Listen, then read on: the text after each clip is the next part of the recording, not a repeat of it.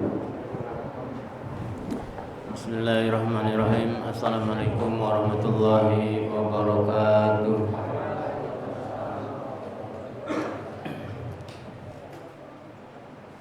Innal hamdalillah nahmaduhu wa nasta'inuhu wa nastaghfiruh wa na'udzu billahi min shururi anfusina wa min sayyiati a'malina. May yahdihillahu fala mudilla lahu wa may yudlil fala hadiya lahu. Asyhadu an la ilaha illallah wahdahu la syarika lah wa asyhadu anna Muhammadan abduhu wa rasuluh la nabiyya wa la rasula ba'dah. Allahumma shalli wa sallim ala Muhammad ibn Abdullah wa ala alihi wa sahbihi wa man tabi'ahum bi ihsanin ila yaumiddin. Amma ba'du fa inna ahsanal kalami kalamullah wa khairul huda huda Muhammadin sallallahu alaihi wasallam wa syarrul umuri muhdatsatuha fa inna kulla muhdatsatin bid'ah wa kulla bid'atin dhalalah wa kulla dhalalatin finnar. Ayyuhal ikhwah fiddin rahimani wa rahimakumullah. Santriwan wa santriwati, puji syukur kita pada Allah Subhanahu wa taala atas nikmat Allah Subhanahu wa taala kita kembali dipertemukan, kembali dikumpulkan. Semoga perkumpulan dan pertemuan kita diridhoi oleh Allah Subhanahu wa taala, menjadi amal soleh kita pada malam hari ini. Kita yakin dan betul-betul yakin bahwasanya kita akan menjumpai hisab kita, perhitungan kita di hadapan Allah Subhanahu wa taala. Kama qala ta'ala, inni dzanantu anni mulakin hisabiyah. Sesungguhnya aku yakin bahwasanya kita akan menjumpai perhitungan itu. Hisab itu betul-betul kita akan jumpai. Semoga waktu dihisab amal ini betul-betul menjadi amal soleh kita pada malam hari ini. Allahumma amin. Shalawat beriring salam semoga tetap terlimpah curahkan pada Nabi kita, yakni Nabi Muhammad sallallahu alaihi wasallam. Kemudian bersama seluruh keluarga beliau, kemudian seluruh sahabat-sahabat beliau dan seluruh umatnya hingga kita semuanya. Semoga kita dapat diperkumpulkan, dipertemukan dengan Nabi kita yang mulia sallallahu alaihi wasallam dan juga keluarga beliau, sahabat-sahabat beliau ya, di akhirat kelak. Allahumma amin. Bapak Ibu sekalian rahimani wa rahimakumullah, kita masih ada di bab fadlus sahabati, keutamaan sahabat, wa mauqifi ahli sunnati wal jamaati, dan kedudukan ahli sunnah wal jamaah darinya. Kemudian juga menjelaskan keutamaan mereka, ya, keutamaan ahli sunnah wal jamaah yang mengikuti para sahabat. Bayyana Syekhu rahimahullahu fi hadal maqta'i min kalamihi tafadul sahabati ba'da an bayyana fima sabaqa fadlahum umuman wa mauqifa ahli sunnati wal jamaati min dzalik. Saya menjelaskan dari perkataannya ini tentang keutamaan sahabat. Setelah mereka atau setelah Syekh menjelaskan keutamaan mereka secara umum, kedudukan ahli sunnah wal jamaah dari hal tersebut. Wa yaqbaluna dan mereka menerima, maksudnya adalah ahli sunnah wal jamaah menerima ma jaa bihil kitabu was sunnah, apa yang datang dengannya dari Alkitab dan sunnah, wal ijma dan ijma, yakni ijma'ul muslimin, ya kesepakatan kaum muslimin, min fadailihim dari keutamaan mereka, yakni para sahabat, wa marotibihim dan tingkatan-tingkatan keutamaan para sahabat. Jadi sahabat itu juga memiliki keutamaan yang bertingkat-tingkat. Ada yang keutamaannya lebih tinggi, ada yang di bawahnya, sedemikian ya. Summa innahum laisu ala darajatin wahidatin fil fadli. Kemudian sesungguhnya mereka para sahabat itu tidak berada di atas satu derajat di dalam keutamaan. Bal bihasbi sabqihim ilal Islam wal jihadi wal hijrati. Bahkan ya tergantung siapa yang paling dulu di antara mereka di dalam masuk Islam, jadi berislam lebih dulu, maka ini ada keutamaan tersendiri di dalam agama kita.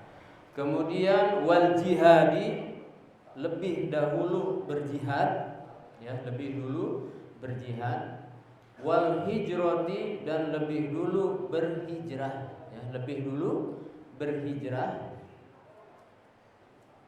wa bihasbi aw wa bihasabi ma qamu bihi min a'mali tujaha nabiyihim, dan juga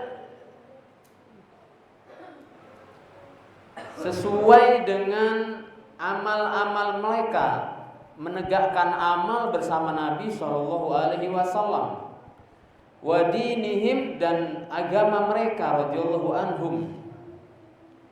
Walidzalika qala Syekh rahimahullah wa yufaddiluna man anfaqa min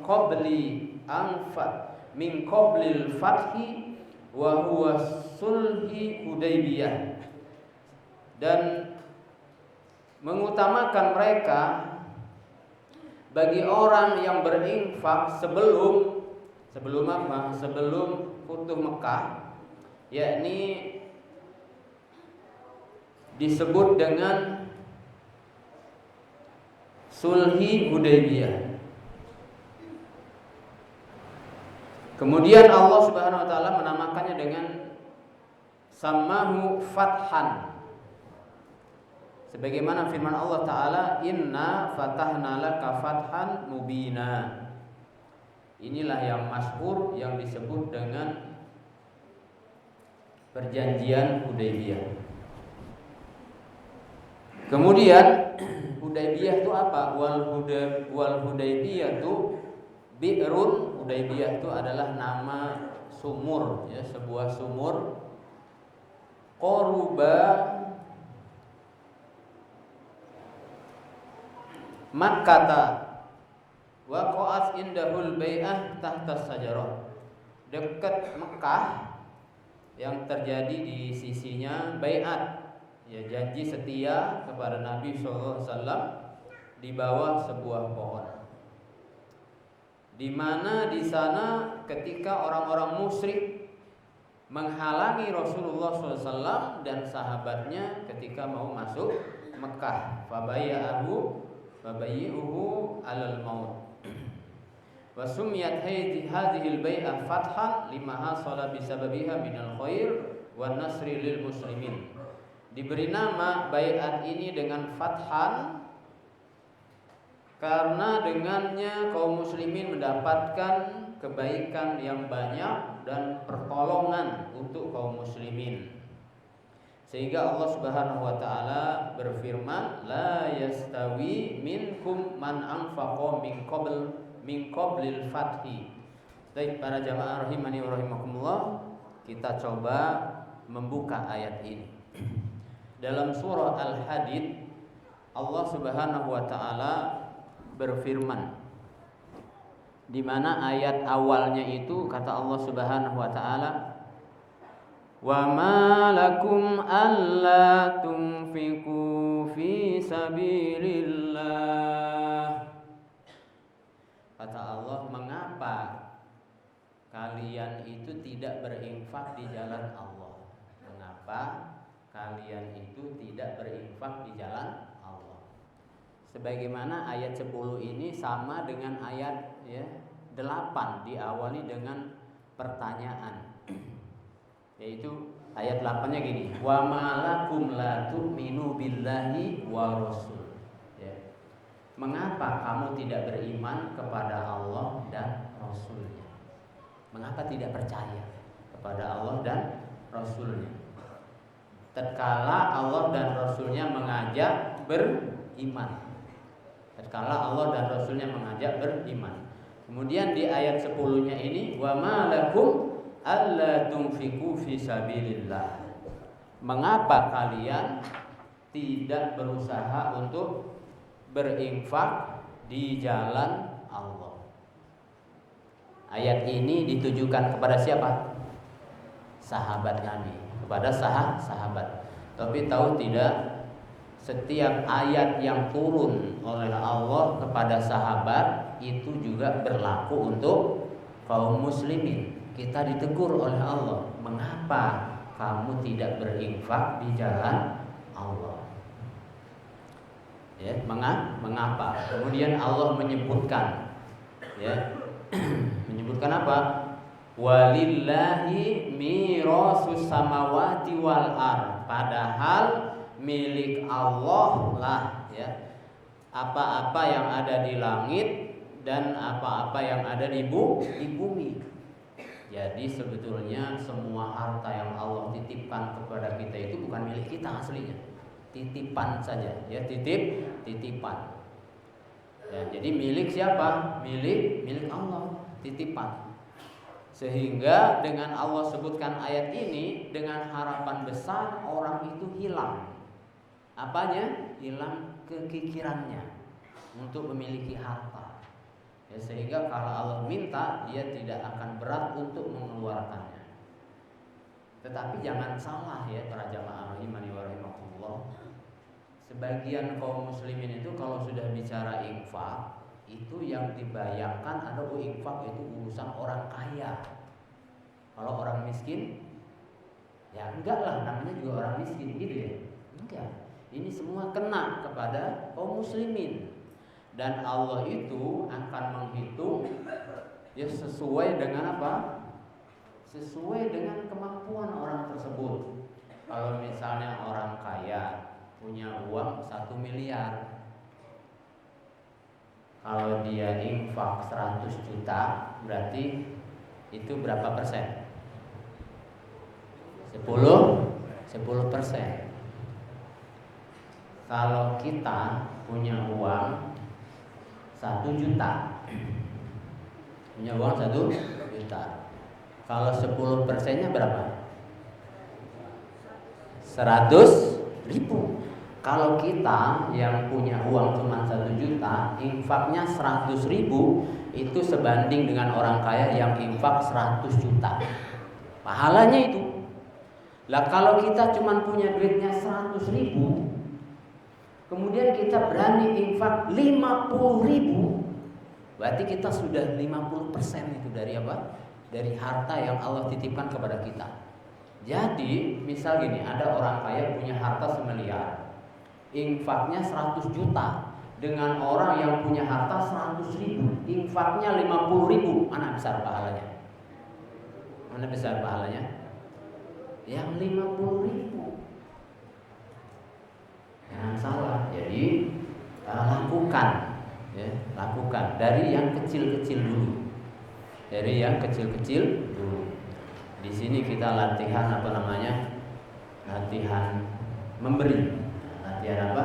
Memberi. Karena Allah itu adalah zat yang maha pemberi, dan Allah menyukai orang yang suka memberi.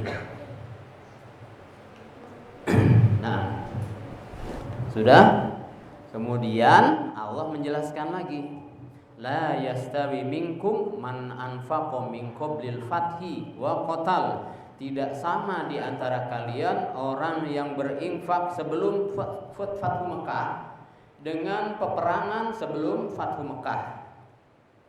Ulaika a'dhamu darajatan Mereka itu adalah orang yang mendapatkan sebesar-besarnya derajat minalladzina anfaqu min ba'du wa qatalu, daripada orang-orang yang berinfak setelahnya dan orang-orang yang berperang setelahnya. Jadi kalaupun misalnya umat Nabi kita Muhammad itu di akhir zaman ternyata ada berperang melawan orang-orang kafir, mungkin senjatanya lebih canggih, mungkin badannya hancur kena apa? Kena roket, tapi tetap saja pahala perangnya tidak akan mungkin bisa mengalahkan para sahabat Nabi Shallallahu Alaihi Wasallam. Kalau ada yang infak, walaupun infaknya sebesar gunung emas, tapi tetap saja tidak akan mengalahkan pahala infaknya para sahabat. Nah, kemudian para jamaah rahimani wa rahimakumullah, kata Allah apa? Wa kullan wa'adallahul husna. Masing-masing dari mereka itu yang berinfak, yang berperang, yang sebelum Fathu Mekah, artinya Nabi dan para sahabat, dan yang sesudah Fathu Mekah, termasuk diantaranya dari kita semuanya, maka Allah janjikan bagi mereka al-husna. Allah janjikan al-husna. Al-husna itu apa? Kebaikan. Dalam tafsir lain ulama memaknai dengan al-jannah. Yang Allah janjikan surga itu yang berusaha untuk berinfak, beriman kepada Allah dan Rasulnya, kemudian berinfak. Wallahu bima ta'maluna khabir, dan Allah Maha tahu atas apa yang kalian perbuat. Kemudian para jemaah, di dalam hadis disebutkan was-shadaqatu burhanun. Sedekah itu adalah burhan, atau bahasa kitanya apa? Alat ukur. Sedekah itu adalah alat ukur seseorang kuat atau tidaknya beriman kepada Allah Subhanahu wa taala. Keimanan yang ada pada dirinya, ya, kuat atau tidaknya keimanan yang ada pada dirinya. Alat ukur. Kalau dia sedekahnya rajin, berarti dia menunjukkan apa? Imannya kuat. Imannya kuat. Kalau sedekahnya kurang rajin, berarti itu dia lah ukuran imannya, ya. Nah, kadang-kadang kita yang ngomong ini para jemaah rahimani wa rahimakumullah berat untuk nyampaikan ini, ya, berat. Kenapa sebabnya? Sebab dia harus berusaha mengamalkannya. Makanya semua kita dilatih, walaupun misalnya dengan yang semampu kita, karena ini adalah bukti, ya, lemah dan kuatnya iman seseorang. Maka ayat ini hubungannya erat dengan keimanan seseorang, ya, dengan keimanan seorang.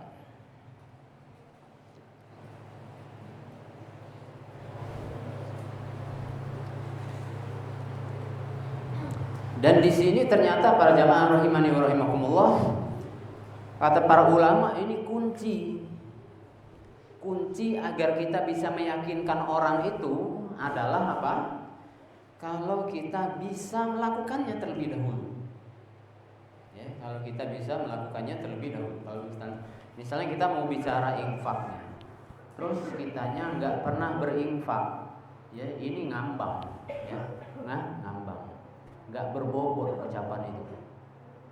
Misalnya kita mau bicara, yuk jamaah sekalian kita rajin sholat malam, tapi misalnya yang ngomong itu nggak sholat malam, kira-kira gimana? Jadi omongannya itu nggak berbobot. Jadi kalau ingin meyakinkan orang agar orang tadi itu tembus ke dalam hatinya apa yang diucapkan itu, maka dia itu harus berusaha melakukan apa yang mau diajak kepada orang tadi. Kalau misalnya dia mau bicara sedekah, Apa bedanya sedekah dengan infak? Kalau infak tuh dia biasanya yang berkaitan dengan harta ya, harta. Baru disebut infak. Tapi kalau sedekah itu lebih umum lagi. Contohnya kalau sedekah itu bisa dengan amalan walaupun buktinya bukan harta. Nabi mengatakan apa?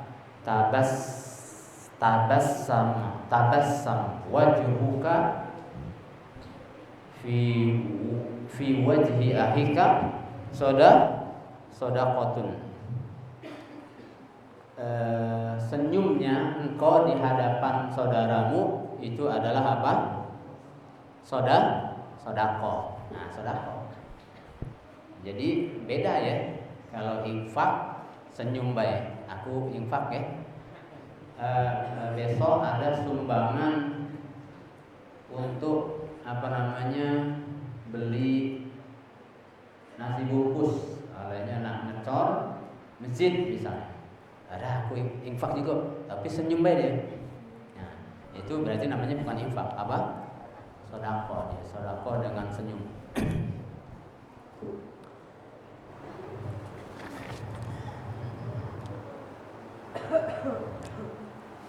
Baik. Nah, di sini kita dapat pelajaran apa?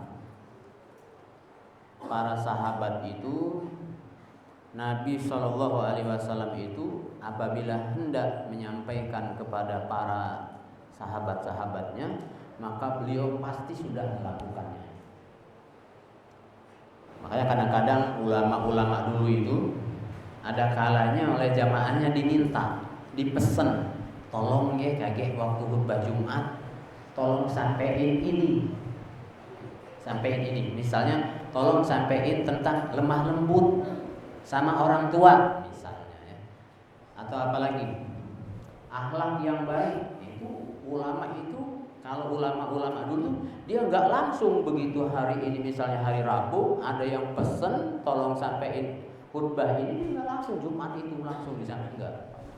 Kenapa sebabnya? Sebab dia itu akan berusaha dulu bagaimana dia yang mau ngomong ini berusaha lemah lembut dengan orang tua. Karena kalau ngomong tapi nggak ada prakteknya itu tuh ngambang omongannya, nggak berpengaruh.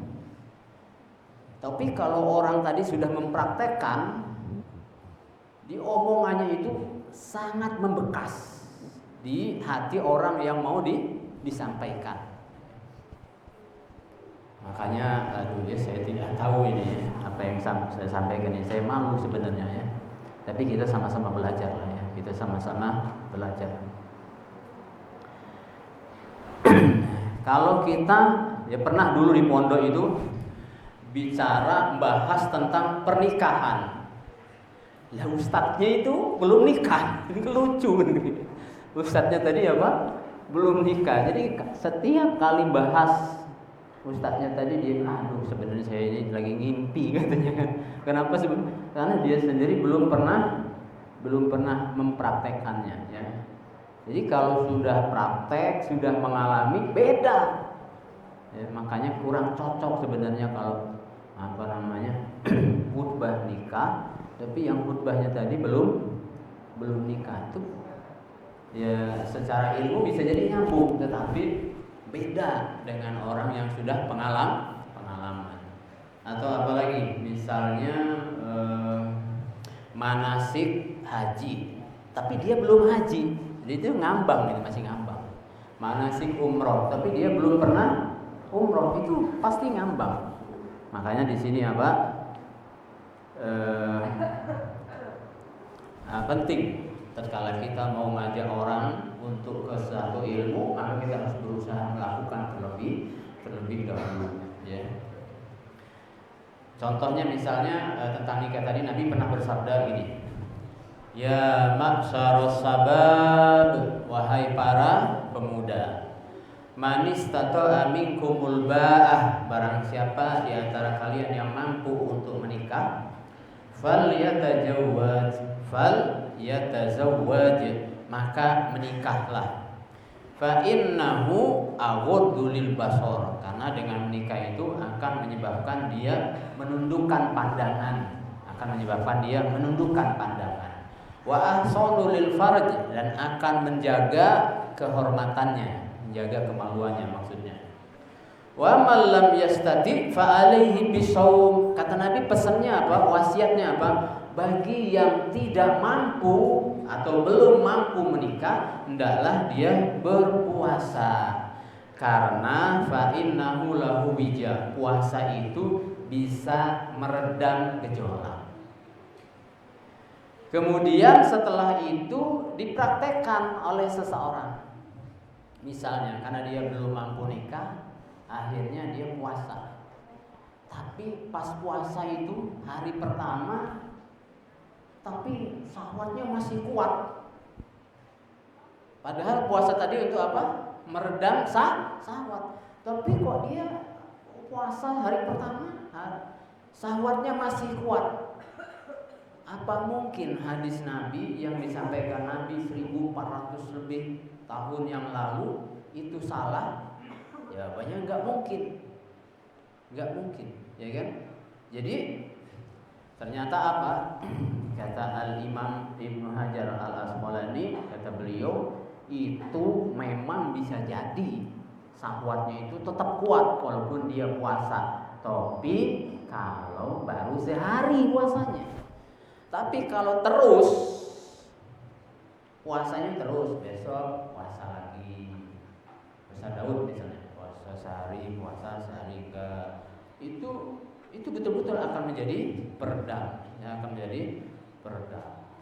Oleh sebab itu ilmu itu harus segera diamalkan, ya. Maka orang yang berusaha mengamalkan ilmu, dia akan mendapatkan atau akan diajarkan kepadanya ilmu yang baru oleh Allah SWT. Jadi kita punya ilmu, amalkan.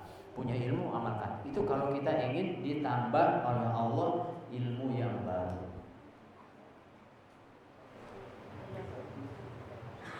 Karena kalau kita misalnya dapat ilmu dan tidak diamalkan, maka Allah mikir-mikir mau nambah ilmu. Jadi ilmu yang itu aja belum diamalkan, ya kan? Minta tambah lagi. Kalau kita ingin meyakinkan orang, maka kita harus mulai dari diri kita. Kalau kita mau misalnya pingin istri kita sabar, gimana? Berarti kita suaminya harus sabar. Jangan sabar tapi sambil marah-marah. Ngomong baik sabar dia dewe.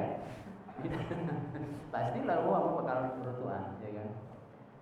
Sabar anak-anak, sabar. Dia dewe tidak sabar. Jadi harus apa? Mulai dari kita. Kalau misalnya kita ingin zuhud. Apa zuhud? Zuhud itu sederhana. Maka kita mulai dari kita. Hidup itu berusaha sederhana. Sederhana itu mencukupkan dengan yang ada. Kalau adanya ikan asin yang nggak usah mikir, daging sapi. Kalau adanya daun singkong, ya sudah, nikmati yang ada, seperti itu. Kemudian sesuai kebutuhan. Kalau butuhnya gini misalnya, kalau butuhnya cukup dengan 10 juta, ngapain harus nyari yang 100 juta? Tapi ini berat ya? Ini berat ya? Makanya amal yang ini tidak semua orang bisa disebut. Hatta yang ngomong sekalipun. Tapi ilmu itu memang harus dibahas. Kalau kita ingin ngajak orang lain rajin, maka kita harus berusaha rajin. Sudah? Azan? Ya, silakan azan.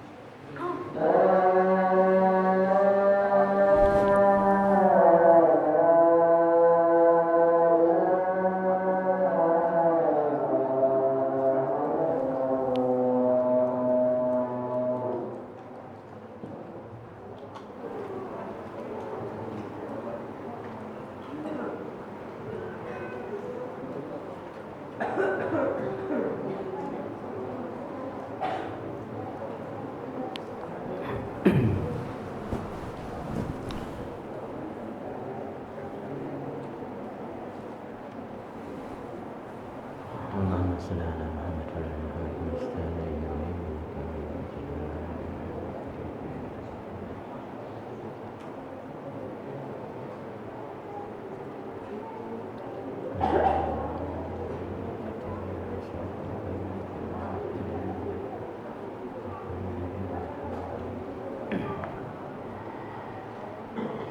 Baik, para jamaah rahimani wa rahimakumullah. Kita lanjutkan di ayat ini masih.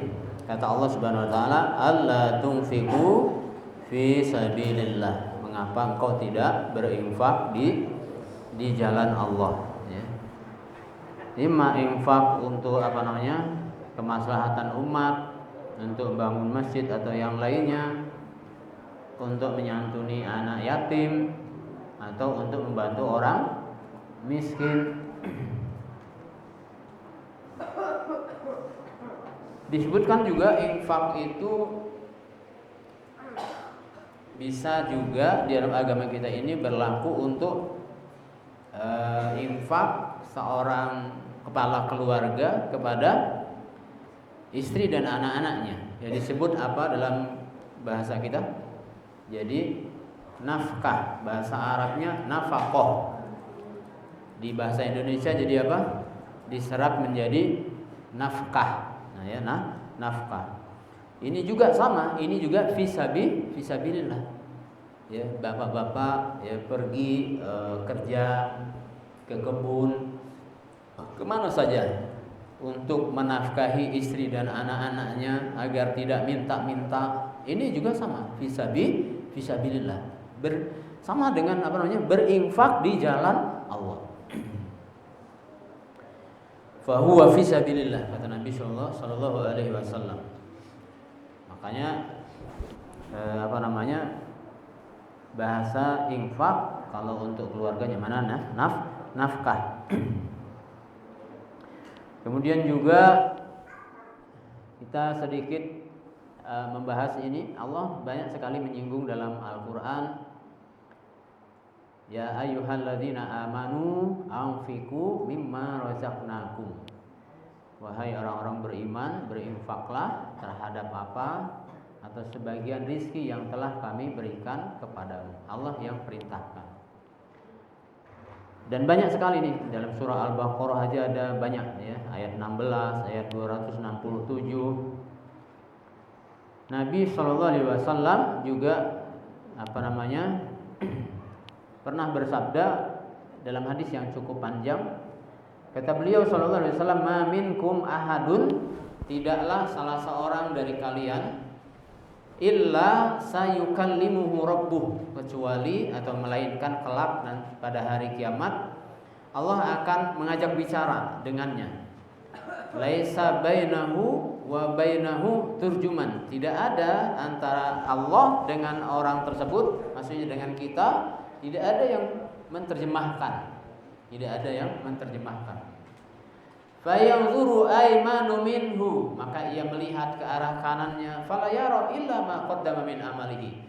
Tidak melihat kecuali amal yang telah terdahulu. Ini tentu alam alam akhirat ini, alam gaib. Kita tidak tahu seperti apa, tetapi amal yang kita lakukan itu betul-betul terlihat di hadapan kita. Ngelihat sebelah kanan itu kita akan melihat semua amal yang kita lakukan yang telah dilakukan waktu sebelum sampai itu, maksudnya hari ini ya. Melainkan amal perbuatannya yang pernah dilakukan itu akan kita lihat. Makanya kalau kita ingat ini, kita beramal tuh nggak ngelihat orang. Pokoknya ngelihat kita amal yang kita lakukan, ya kita sibuk dengan urusan kita dengan Allah Subhanahu wa taala.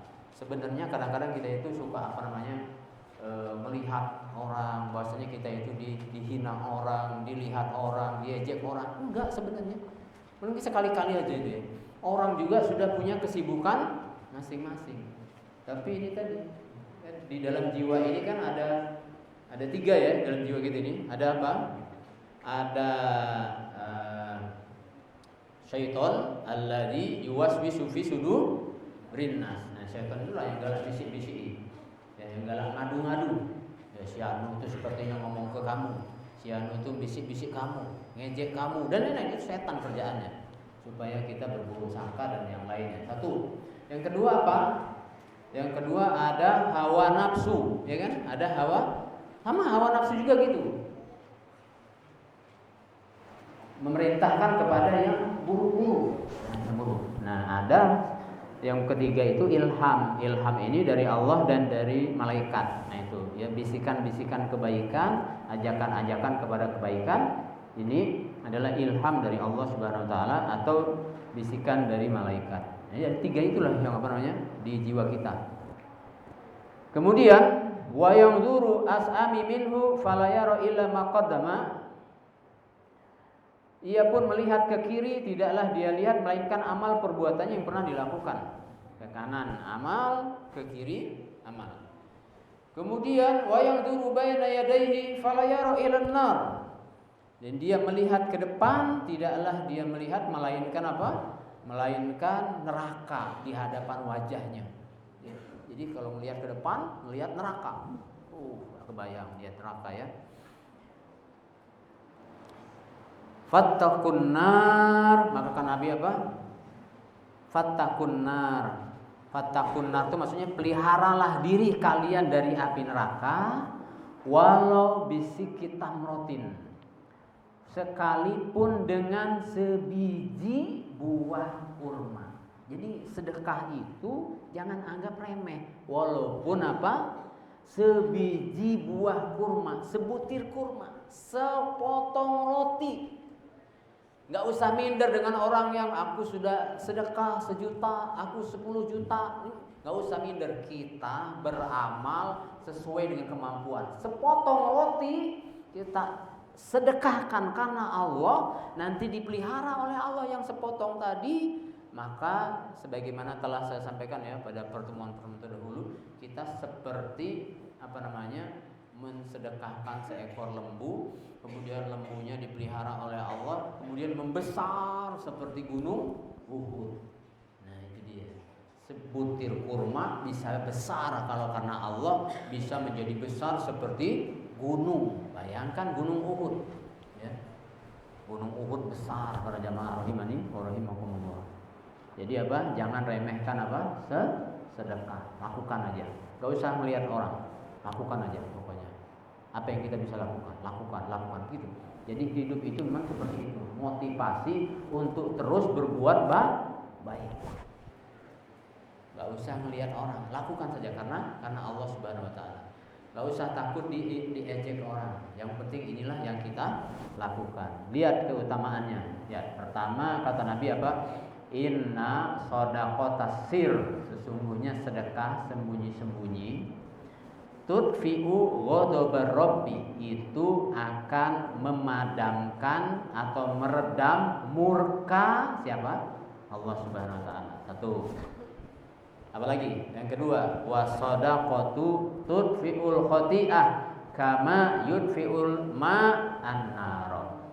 Yang namanya sedekah itu bisa menghapus kesalahan. Aduh, kalau bicara kesalahan, udah kita ini pokoknya gudangnya melakukan kesalahan, gudangnya. Tapi dengan sedekah, maka iringi dengan sedekah itu bisa menghapus kesalahan sebagaimana air memadamkan api. Dua, ya. Jadi saking motivasi ini banyak banget. Yang ketiga, fattakun nar walau bisikit tamroh tadi yang disampaikan tadi. Peliharalah diri kalian dari api neraka. Sedekah itu bisa menyebabkan jadi tameng kita dari api neraka. Yang keempat, pelaku sedekah itu nanti di hari kiamat berada di bawah naungan Allah Subhanahu wa taala, di hari yang tidak ada naungan kecuali siapa? Naungan dari Allah Subhanahu wa taala. Sebagaimana hadis sebutkan, kullu mri'in, setiap orang itu fi dzilli shadaqatihi, berada di bawah sedekahnya. Kapan?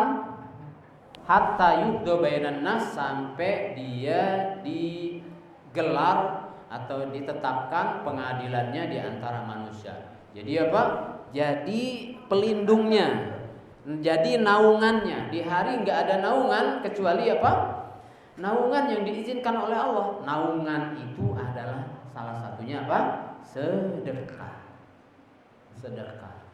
Dan jangan remehkan sedekah itu walaupun sebutir kurma. Baik. Kemudian berikutnya apa lagi? Termasuk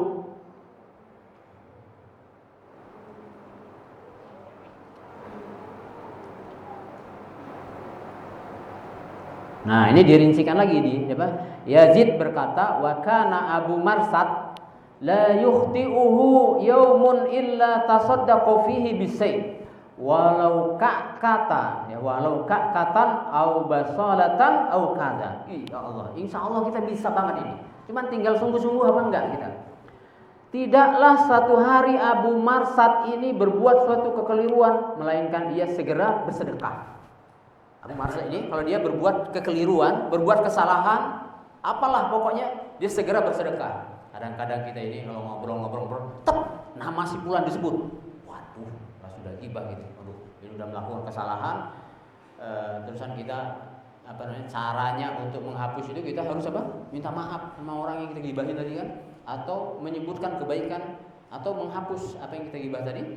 Kemudian juga diiringi dengan sedekah. Dengan apa? Dengan sedekah. Segera bersedekah dengan sesuatu apa saja hari itu. Meskipun hanya dengan walau ka'katan, sepotong kue. Kalau hanya sepotong kue. Maksudnya tuh sepotong kue itu 1 tahu gunting misalnya kan, 1 iris tempe, sepotong kue. Ya. Atau bahkan dia mengatakan au basolatan atau bawang putih. Bawang putih, sikok bawang putih berapa harganya? Tidak pernah mahal, ya kan? Kasih bawang putih ke orang. Apa ini? Sedekah. Nah biarlah diajak orang nggak apa-apa. Tapi kan apa? Tapi kita niatnya karena Allah. Nah, melakukan kesalahan. Kemudian yang kelima, kata Nabi apa? Dawu mardokum bisodaqah. Obatilah penyakit-penyakit kalian dengan sedekah. Sakit, yang sering sakit, udah banyakin sedekah. Banyakin apa? Sedekah. Sakit itu biasanya Allah datangkan sebab kita itu apa? Berbuat kesalahan. Kadang-kadang kita enggak, kita mah kadang cuma mikir cuman sampai sebatas lagi musim memang. Jangan sampai itu, jangan. Kita sakit itu kita telah berbuat kesalahan. Ya, apa ayatnya? Ini sering kita sebutkan, ya. Wa ma asabaka min hasanatin faminallah. Tidaklah menimpa kita dari kebaikan, kesehatan di antaranya.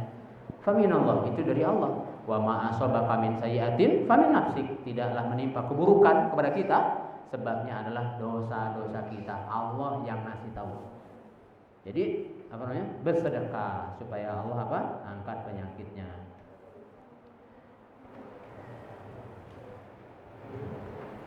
Ibnu Syakik pernah menuturkan, aku mendengar Ibnu Mubarak ditanya oleh seseorang pria yang mengenai nanah yang terus keluar di lututnya. Ada seseorang yang luka lututnya keluar nanah sejak 7 tahun yang lalu.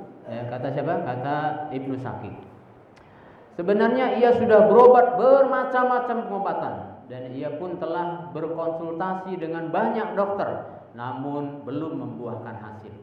Maka beliau pun pergilah, ya, dan diperintahkan pergilah kamu, galilah sumur di daerah yang membutuhkan. Galilah sumur, menggali sumur berarti ini ya, menyiapkan air di daerah yang membutuhkan, maka sungguh aku berharap di sana akan muncul mata air.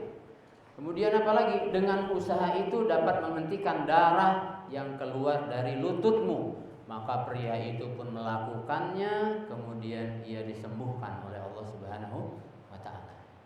Disembuhkan oleh Allah Subhanahu wa taala. Sebabnya apa? Bersedekah air yang cuman sekali sedekahnya, tapi airnya ngalir terus. Mudah-mudahan itu menyembuhkan aliran nanah yang ada di lututmu. Dia lakukan itu, akhirnya dia disembuhkan oleh Allah Subhanahu wa taala.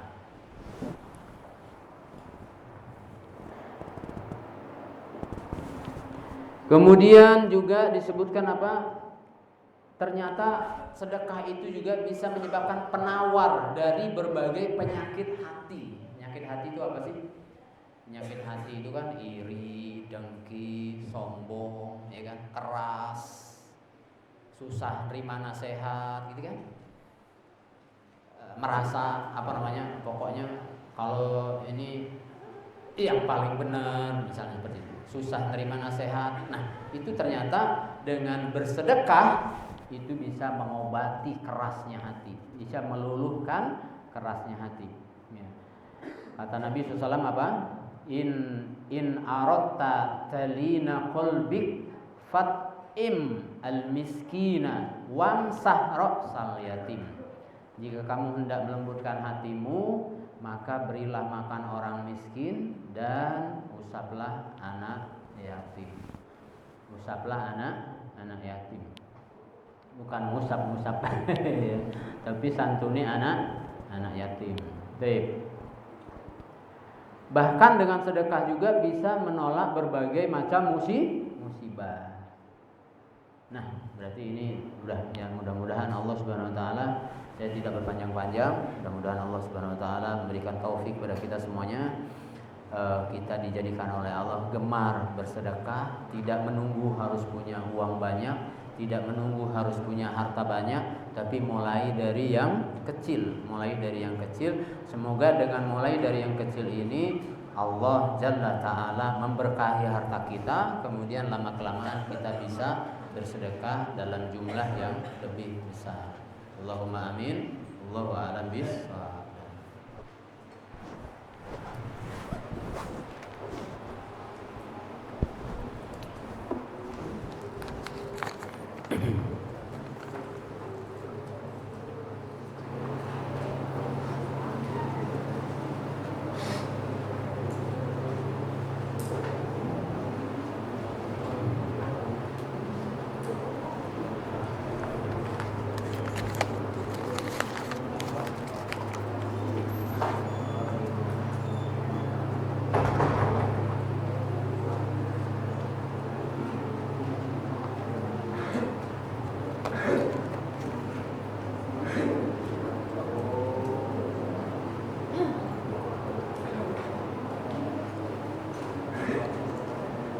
Apakah di sorga kita bisa mengenal semua orang?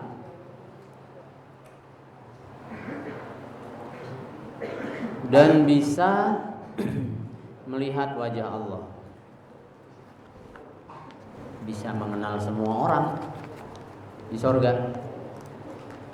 Ada hadis yang menyebutkan setiap apapun yang kita inginkan di sorga, Allah akan penuhi. Allah akan penuhi. Kalau kita ingin kenal semua orang yang masuk surga, maka akan dipenuhi. Apakah kita akan melihat Allah? Setiap orang yang masuk surga akan melihat Allah Subhanahu wa taala. Maka kata Allah apa? Wujuhui yawma idin nadhirah ila rabbiha nadhirah. Melihat Rabb.